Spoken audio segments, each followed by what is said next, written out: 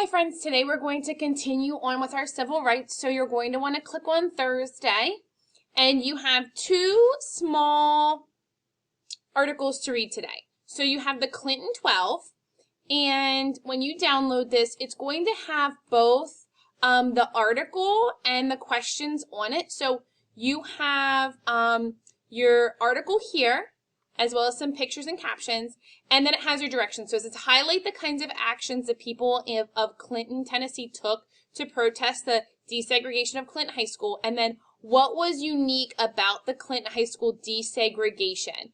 So you're going to write an answer there and make sure you have highlighting done, and you're going to submit your work. The next thing that you are going to do is the Freedom Riders, and again, it's the same thing.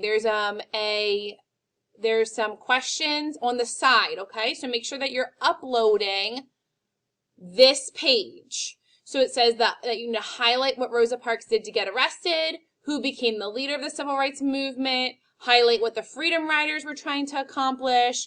So you're going to answer, so there should be some highlighting in here, underlining, however you want to do it, but there should be some stuff on your the article place part, the passage part, and then you should be answering the questions. Please make sure that you're using complete sentences, especially for these two here. Why did the Freedom Riders not fight African American when people attacked them? And what do the Freedom Riders and Rosa Parks have in common, okay? So you're going to be reading. Oh, you also have this question at the end. It says, what do you think happened to the Freedom Riders bus? So again, there's some inferencing going on.